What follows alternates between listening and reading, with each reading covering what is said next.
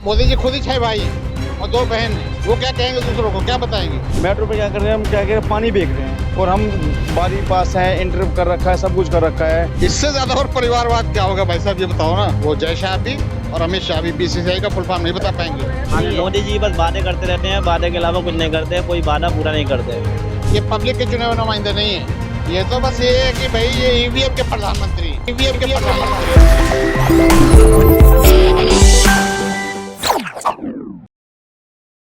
क्या लगता है मनोज तिवारी के सामने कन्हैया कुमार टिकेंगे, ये क्या लगता है? लगता नहीं है ऐसा कि मतलब जो है टिकेंगे, इसलिए अब की बार लग रहा है कन्हैया कुमार को आना चाहिए। और इस बार कन्हैया कुमार जो है लगता है कि आ जाएगा कन्हैया कुमार। और देश में जो है बदलाव होना चाहिए, सरकार भी बदलाव होना चाहिए देश में, इसलिए कि देश में चेंजिंग मांगता है। इस देश में सभी का है कि लोग को चेंजिंग होना चाहिए। लोगों को कहा मोदी जी ने कि 15-15 लाख रुपए देंगे, कहाँ दिया उसने, कहाँ दिया? बेरोजगारी करके लोगों को रखा। और जो है इतने डीएसटी एनआरसी बहुत सारे आइटम लगाए, लाल किला बेचा, रेल बेचा और बिजली लाइटें सारे चीज बेच दिया उनने। और जो भी बच्चे हैं सबको बेच देंगे। तो क्या और लगता है जी। मनोज तिवारी फिर से इस बार या कन्हैया कुमार? कन्हैया कुमार इस बार आना चाहिए। इस बार लगता है कन्हैया कुमार आना चाहिए। तो क्या लगता है आपको, आप युवा हैं, तो क्या लगता है उत्तर पूर्वी दिल्ली लोकसभा क्षेत्र से मनोज तिवारी 2 मरतबा से सांसद रह चुके हैं, इस बार कन्हैया कुमार उनके सामने है? कन्हैया कुमार तो है लेकिन वो 2 बार सांसद रह चुके हैं, लेकिन उनका कंपटीशन 2 साल का है और कन्हैया कुमार उनके सामने नए खड़े हैं। तो एक पॉलिटिकल तो इशू है दोनों के सामने, वो नया युवा चेहरा, अगर युवा उनका वोट अगर जाता है, पिछले साल जो वोटिंग हुई थी इस दिल्ली मतलब इस क्षेत्र के अंदर वो 60% वोटिंग हुई थी, ठीक है। अब लेकिन जो अब ये वोटिंग पे परसेंटेज निर्भर करेगा कि अगर 2 साल है, कन्हैया कुमार को हल्के में लेना चाहिए मनोज तिवारी हो, क्योंकि 2 साल में वो प्रधानमंत्री है। और रहा देश का, क्योंकि हमें अब मुद्दे क्या है, मुद्दे ये हैं राम मंदिर, ये क्योंकि मुद्दे किस चीज़ का, बेरोजगारी का मुद्दा होना चाहिए। अगर चुनाव किसी देश में लड़ना है, देखो यहाँ ये देश की जनता है, यहाँ अलग अलग धर्म के लोग हैं, सारी सी बात, हम किसी एक धर्म के उस पर पर्टिकुलर पे नहीं जा सकते। अगर ये देश की जनता है तो यहाँ पे हमें सबसे पहले इस देश की जनता बजट तो पड़ेगी नहीं, क्योंकि ये तो हम इतने पढ़े लिखे तो है नहीं यहाँ पे, क्योंकि हमारा दर है पढ़ने का 70%। अब 70% में से कितने बजट पड़ेंगे? 20%, 80% तो वहीं के वहीं है। जो 80% जनता है वो किसके नाम पे, धर्म के नाम पे वोट करेगी। तो यहाँ पे जो देश के मुद्दे ये होने चाहिए, बजट के नाम पे मुद्दे होने चाहिए, बेरोजगारी के नाम पे मुद्दे होने चाहिए, महंगाई के नाम पे मुद्दे होने चाहिए। अब समझ रहे हैं मेरी बात? तो क्या लगता है जो धर्म पे राजनीति होती है वो नहीं होना चाहिए? देखिए सर, 2 विषय हैं, धर्म और राजनीति। अगर हम धर्म के साथ राजनीति जोड़ देंगे तो इस देश का बेड़ा गर्क हो जाएगा। पाकिस्तान 2015 कट्टरता फैल गई, पाकिस्तान खत्म होगा, कोलैप्स कर गया एकदम। उज्बेकिस्तान टुकड़े हो गए, कोलैप्स कर गया एकदम। अगर कट्टरता किसी भी देश में बढ़ जाती है ना, कोलैप्स कर जाता, खत्म हो जाता है एकदम। तो यानी भारत का भी अंतकाल आने वाला है? मैं ये नहीं कहूँगा भारत का अकाल आने वाला, लेकिन कट्टरता किसी भी देश को खत्म कर देती है। तो कट्टरता बढ़ती जा रही है। कट्टरता किसी भी, चाहे हिंदुओं के चाहे मुसलमानों, कट्टरता किसी की भी नहीं होनी चाहिए। अगर देश धर्म निरपेक्षता है ना, तो धर्म निरपेक्षता देश को रहना चाहिए। तब क्या भाई साहब, क्या लगता है उत्तर पूर्वी दिल्ली लोकसभा क्षेत्र से मनोज तिवारी 2 मरतबा सांसद रह चुके हैं, इस बार कन्हैया कुमार को कांग्रेस ने अपना प्रत्याशी बनाया है, क्या लगता है इस बार? कन्हैया कुमार को आना चाहिए। क्यों ऐसा लग रहा है? इसलिए कि इस सरकार में अभी तक कुछ भी नहीं हुआ। ये धर्म के नाम पे हिंदू भाई को मुसलमान भाई को लड़वाते रहते हैं आपस में। लोगों को सबको समझना चाहिए, आपस में नहीं लड़ना चाहिए। ये इलेक्शन के नाम पे लड़वाते भिड़वाते हैं और ऐसे दंगे कराते हैं, तो ये नहीं कराना चाहिए। कारोबार होना चाहिए लोगों का, जो बेरोजगार है बेरोजगारी दूर होना चाहिए। ये सारे काम होना चाहिए और ये कांग्रेस की सरकार में हुए हैं। और कांग्रेस की सरकार बहुत अच्छे से काफ़ी टाइम से चली है, मगर अब जो है कांग्रेस की सरकार ही आना चाहिए। अगर बीजेपी की सरकार रही तो यही रहेगा। तो क्या लगता है मनोज तिवारी ने 10 साल में कुछ काम नहीं किया? कुछ काम नहीं किया, हमारे हिसाब से तो कुछ काम नहीं किया। तो फिर कन्हैया कुमार क्यों, क्या लगता है, क्या काम करके दिखाएंगे, चेंजिंग होना चाहिए। कांग्रेस की सरकार बनना चाहिए। कांग्रेस की सरकार में गरीब भाई सब लोग भाई आराम से सुकून से खाते हैं, सुकून से काम करते हैं और सबको काम धंधे में रहते हैं, सबको कारोबार मिलता है, सबको नौकरियां मिलती हैं, सब चीज़ रहती है। कार्यकाल सब कुछ नहीं है। मोदी जी बस वादे करते रहते हैं, वादे के अलावा कुछ नहीं करते, कोई वादा पूरा नहीं करते। और जो भी काम करते हैं अचानक करते हैं, अचानक वो लेते हैं क्या नाम है, एकदम अपना वादा लोगों को एकदम बता देते हैं कि नोटबंदी करी तो वो भी नहीं बताया, लोगों को अचानक करते हैं। लॉकडाउन करा तो वो भी अचानक, सारे काम अचानक करते हैं। अचानक से कोई फैसला लेते हैं जिससे जनता परेशान हो जाती है। जनता को सोचने का मौका नहीं देते, इससे पहले अपने आप ये बोल देते हैं कुछ ऐसा। कहीं ना कहीं मोदी जी का जो है वो अचानक से जो नोटबंदी किया, तो कहीं ना कहीं के वो जो भ्रष्टाचारी है, जिनके पास जो है 2 नंबर का ज्यादा पैसा है, उसको मौका नहीं मिले व्हाइट मनी करने का? ये सब बेकार की बातें हैं, सबका मिल जाता है, गरीब लोगों को परेशानी आती है। पैसा तो कुछ होता पैसा तो बढ़ा ही नहीं, पैसा तो बढ़ा ही नहीं, पैसा तो और कम हो गया, पैसा तो और देश में कम हो गया और गरीबी आ गई, और गरीबी आ गई। पैसा बढ़ता जब तो कुछ फायदा होता नोटबंदी का। पब्लिक परेशान हुई, पब्लिक रोडों पे मर रही थी, रोडों पे लाइन लगा रही थी, मोदी जी आराम से सो रहे थे, कोई फायदा थोड़ी ना हुआ। मोदी जी तो सिर्फ लड़ाई करवाते हैं, मोदी जी सिर्फ लड़ाई करवाते सिर्फ लड़ाई करवाते हैं मोदी जी। हैं। मोदी जी सिर्फ लड़ाई करवाते हैं, किसके बीच? मोदी जी हिंदू मुस्लिम में लड़ाई करवाते हैं और कुछ नहीं करवाते। मुस्लिम करते रहते हैं, मंदिर मस्जिद जिस चीज़ों पे चलते रहते हैं। इस चीज़ पे इलेक्शन नहीं लड़ना चाहिए। कारोबार के लाइन में इलेक्शन लड़ना चाहिए और लोगों के उसमें इलेक्शन लड़ना चाहिए। जो काम होना चाहिए वो करना चाहिए, मगर वो ऐसा कोई काम नहीं करते, बस पब्लिक को भड़काते रहते हैं। पब्लिक को भड़काना नहीं चाहिए। तो क्या लगता है इस बार बदलाव होना चाहिए? बदलाव होना चाहिए, जरूर होना चाहिए। लोगों को समझना चाहिए, लोगों को सोचना चाहिए, बहुत सोच समझ के वोट डालना चाहिए। लेकिन मोदी जी भाजपा का नारा है अब की बार 400 के पार। वो तो बोलते हैं, वादा करते हैं, उससे क्या है नहीं, मगर बाकी पता चलेगा। और वो अगर बेईमानी नहीं हो तो ये इलेक्शन कांग्रेस का ही है, ये कांग्रेस ही जीतेगी। बेईमानी के उससे कुछ जीत जाते हैं ये दो लोग। चरण के मतदान हो चुके हैं, क्या लगता है आपको अब इसके लिए तो हम कुछ नहीं कह कि सकते। और भी लोग हैं, उनसे जानने की कोशिश करेंगे। क्या कैसे देखते हैं, 2 चरण के मतदान हो चुके हैं, क्या लगता है तो चढ़ के मतदान में कम से कम 30 सीट का इनको नुकसान है। भाजपा को? हाँ, भाजपा को पक्का। ऐसा क्यों? अब नारा दिया है अब की बार 400 के पार। वजह ये है कि रोजगार पे बात नहीं करते, मुद्दों पे कोई बात नहीं करते। हिंदू मुस्लिम और अपने ही नागरिकों को कह रहे हैं कि जो है वो है, क्या नाम है, घुसपैठिए। और कांग्रेस आएगी मंगलसूत्र छीन के जो है किसको दे देगी? हिंदुओं का छीन के मुसलमानों को दे देगी। उन्होंने जबकि कहा ज्यादा बच्चा पैदा करने वाले को, ऐसे शब्द। मोदी जी खुद ही 6 भाई हैं और 2 बहन हैं। वो क्या कहेंगे दूसरों को, क्या बताएंगे? उनके 6 भाई खुद ही हैं मोदी जी के। लेकिन जनता नहीं जान रही है, लग रहा है। जनता नहीं जान रही तो उनके 6 भाई 2 बहन तो खुद ही हैं। वो क्या बात करेंगे उस पे, क्या नाम है, उस पे बच्चों की पैदाइश पे। लेकिन आपने पोल खोल दिया। पोल का खोलना तो सही बात है, ये तो गूगल का दौर, आज कोई पता कर ले कहीं भी किसी के बारे में, तो गूगल पे सारी चीजें पड़ी हुई हैं। ये तो बस ये है कि भाई ये ईवीएम के प्रधानमंत्री हैं, ये पब्लिक के चुने हुए नुमाइंदे नहीं है। ईवीएम के प्रधानमंत्री, जनता के नहीं? ना। और अभी 3 स्टेटों में जो इलेक्शन हुआ है ना, ये भी जो है राजस्थान, मध्य प्रदेश और छत्तीसगढ़, ये सब ईवीएम के मुख्यमंत्री और प्रधानमंत्री हैं। ये जिस दिन ये मतलब साफ इलेक्शन करा देंगे उस दिन ये 0 हो जाएंगे। यानी बैलेट पेपर से अगर इलेक्शन होता है तो 0 हो जाएंगे, 0 हो जाएंगे, पक्के क्या बता लगता है? दिल्ली में 7 सीटें हैं लोकसभा की, तो क्या लगता है आपकी बात तो ये साफ है।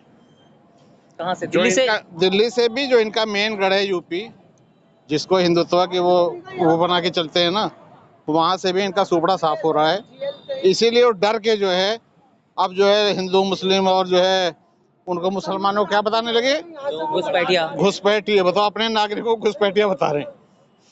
कैसा प्रधानमंत्री है, बिल्कुल बेलज्जा और बेशरम आदमी। लेकिन मोदी जी ने यह भी कहा था, मनमोहन सिंह जो पूर्व प्रधानमंत्री थे, उनको कोट करते हुए, मनमोहन सिंह ने ये कहा था कि दलित, शोषित, वंचित और माइनॉरिटी का, उन्होंने मुसलमानों का नाम नहीं लिया था। यही बता रहा हूँ मैं। उन्होंने कहा था कि अल्पसंख्यक जो लोग मेन स्ट्रीम से पीछे हैं उनको मेन स्ट्रीम में लाया जाएगा, ये कहा था। उन्होंने मुसलमानों का नाम नहीं लिया था। लेकिन मोदी जी तो मतलब हो सकता है भाई इस जन्म में इतना झूठा आदमी कोई पैदा ही ना हो। क्या बात? हाँ, बता रहा हूँ, तो पक्का बता रहा हूँ, ये तो इतना झूठा आदमी तो शायद मोदी जैसा कोई पैदा ही नहीं होगा।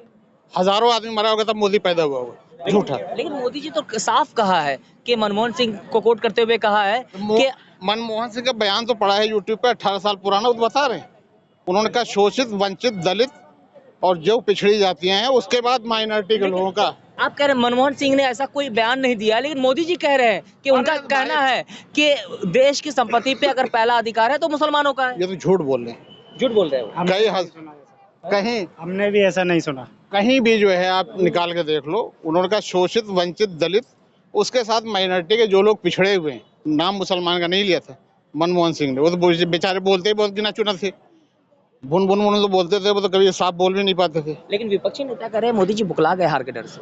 लग तो ऐसे रहा, राहुल ने जो कहा कि 30 लाख नौकरियां देंगे और टका टक जो है सबके अकाउंट में पैसे आएंगे, और जो गरीब महिलाएं उनका सर्वे करा के उनको हम जो है 1-1 लाख रुपया देंगे। और संविधान बचाने की मेन लड़ाई है। इसके बाद फिर ये रूस हो जाएगा या चाइना हो जाएगा। अगर अब की आ गए तो ये रूस या चाइना हो जाएगा।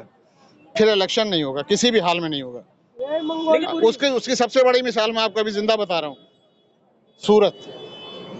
सूरत में जितने कैंडिडेट थे सबको डरा धमका के, और कांग्रेस का पर्चा, उनके जो प्रस्तावक थे उनको डरा धमका के पर्चा उठा, जबकि डीएम के सामने पर्चा भराया था, कैंसिल करा के। वो सबसे पहला, मतलब सबसे बड़ी मिसाल अभी यही आपके सामने, आप भी देख रहे होंगे सूरत वाला मामला।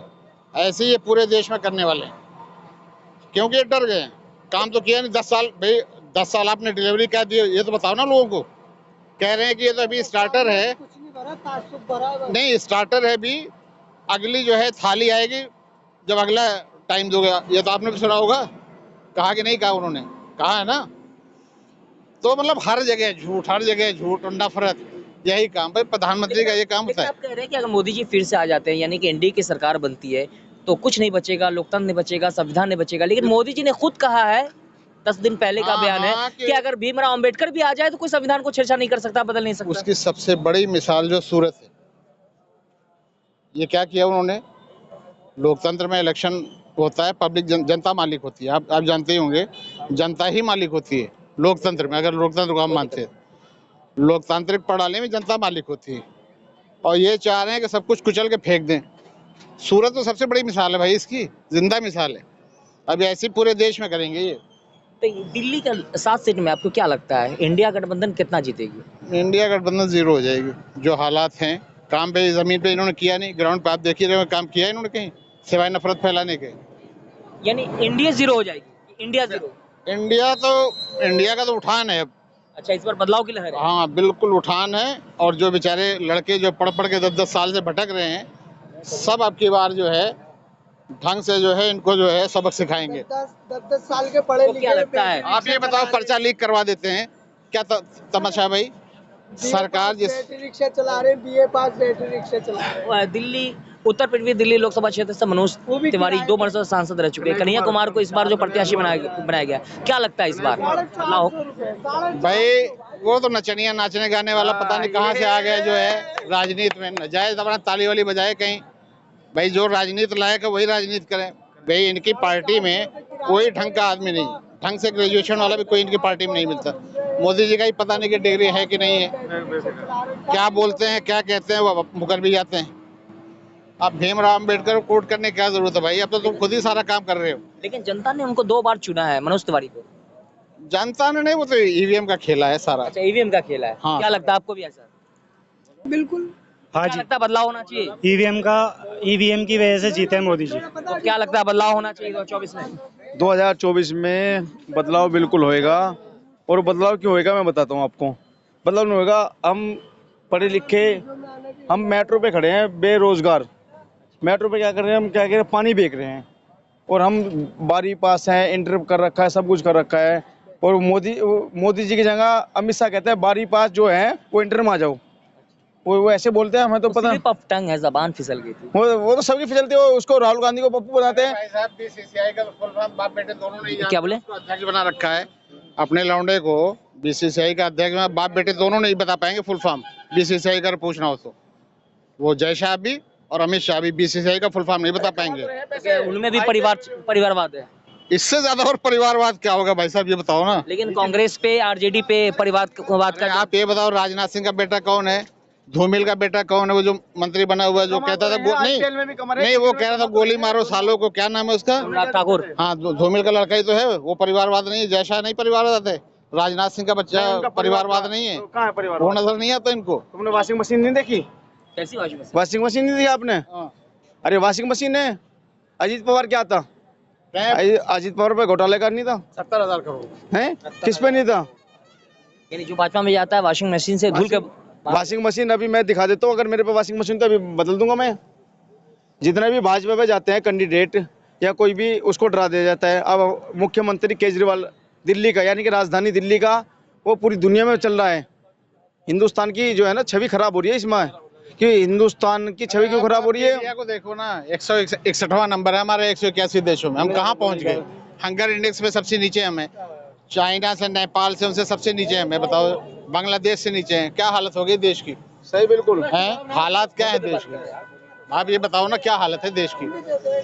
भुखमरी में मुझे लगता है कि जो है शायद हम तो नेपाल से भी नीचे हो गए, है कि नहीं, ये बताइए।